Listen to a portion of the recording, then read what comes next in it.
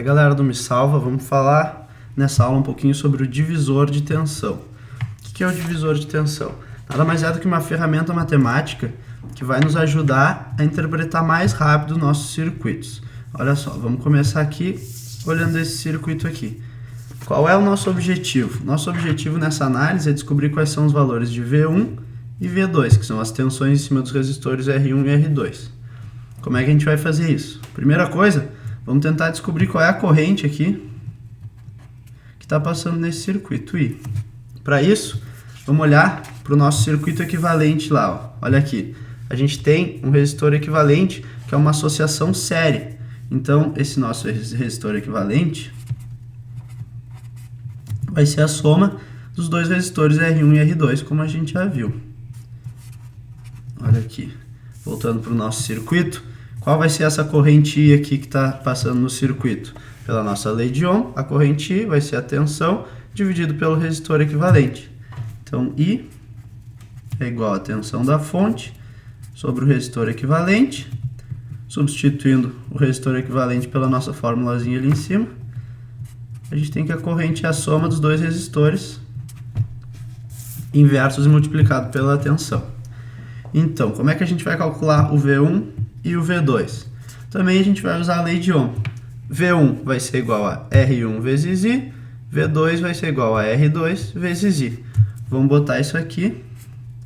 V1 vai ser igual a R1 vezes I. Substituindo o I por essa fórmula aqui de cima, a gente vai obter V, que multiplica R1, sobre R1 mais R2. Essa aqui é a nossa fórmula do nosso divisor de tensão. Como é que vai ser a tensão no resistor R2? Por analogia, vai ser V R2 sobre a soma de R1 mais R2. Por que a gente chama isso aqui, então, de divisor de tensão? Olha só.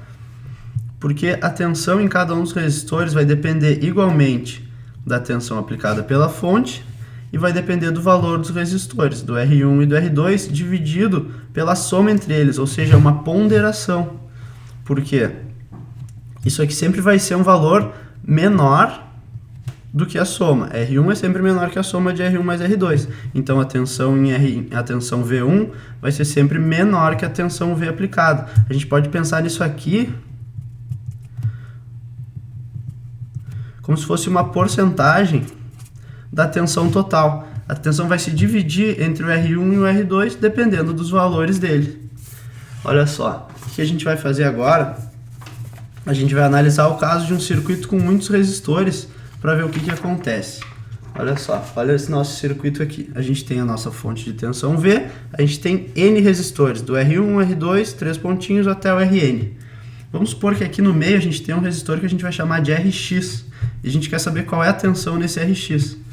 Pela fórmula do nosso divisor de tensão que a gente viu antes, a gente sabe rapidinho que a tensão em Rx, que a gente pode chamar de Vx, vai ser a tensão da fonte, vezes o Rx, sobre a soma de todos os resistores presentes no circuito, o R1, R2, até o Rn.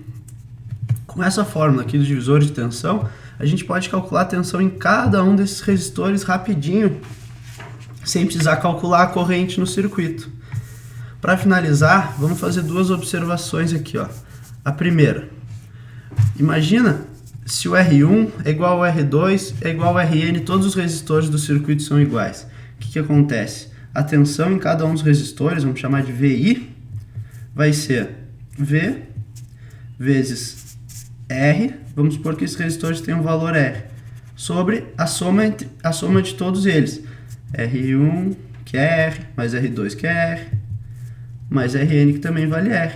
Isso vai nos dar V vezes R sobre NR.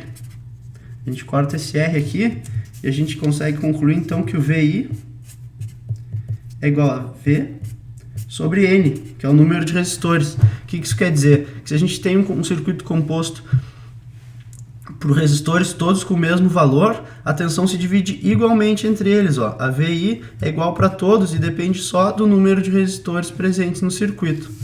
O que é a outra observação que a gente pode fazer? Ó, imagina se o R equivalente é muito maior que o Rx. O que vai acontecer com a tensão em Rx? Ela vai ser V Rx sobre R equivalente. Mas como o R equivalente é muito maior que o Rx, isso aqui, essa fração, vai ficar muito pequena.